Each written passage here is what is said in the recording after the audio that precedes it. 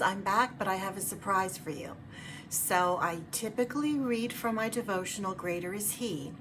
And I'm not going to. I'm just going to speak to you today about some things the Lord put on my heart.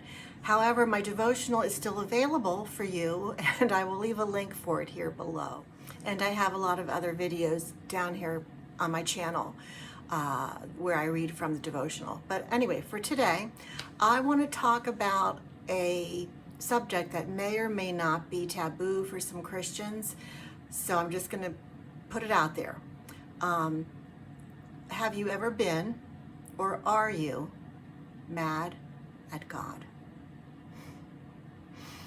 Now, that's taboo because to some Christians, because in their mind they think they always have to be worshipful and loving and good and respectful, and those are things that we should and are due, give to and are due of God. But the truth of the matter is that at some point in our lives, we will probably be mad at God, and maybe we don't even know it. Maybe there's just how it could show up is in a few different ways if you don't know it. But do you have trouble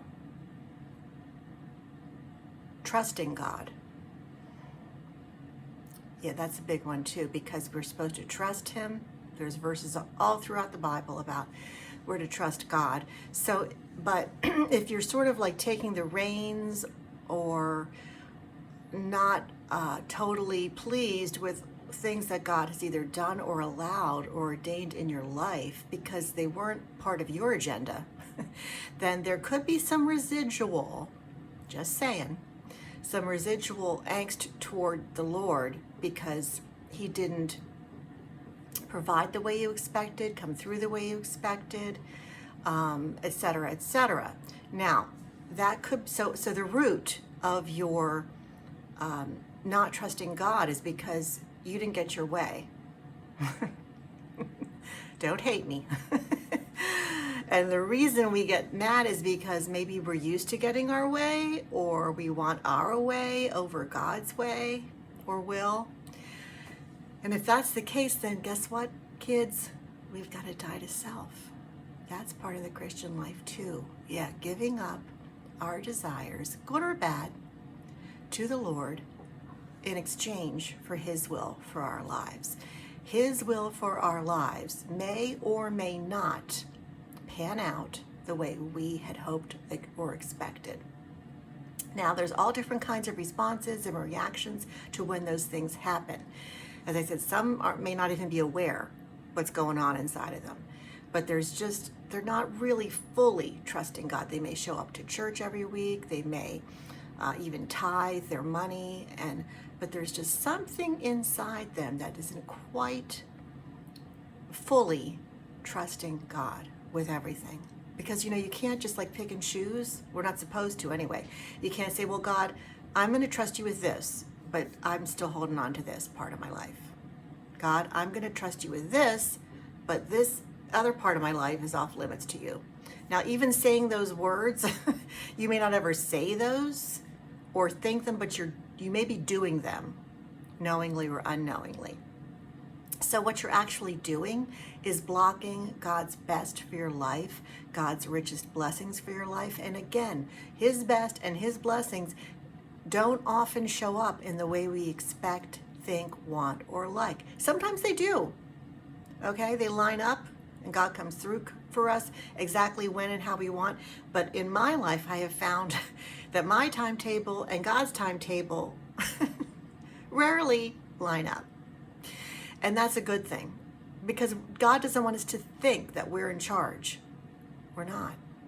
We're supposed to be in control of ourselves. Self-control is a fruit of the Spirit, but we're really not running the show, kids. You know that saying, if you're in the driver's seat and Jesus is in the passenger seat, switch places. So all is to say that if you think you might have some anger toward God, own it. Just own it. He can take it. He'd rather you be honest with Him and bring it out into the light and to the open so He can cleanse and heal you than you keep trying to hide it and deny it. So I guess what I'm trying to say is is worthy of all your trust, all the time, no matter what. Yeah, through the good, the bad, and the ugly, friends. He is worthy of trust because that is his character. He is 100% faithful to us all the time. All the time. We're the ones who mess up, and yet he is still faithful. So you really can't go wrong if you're trusting the Lord.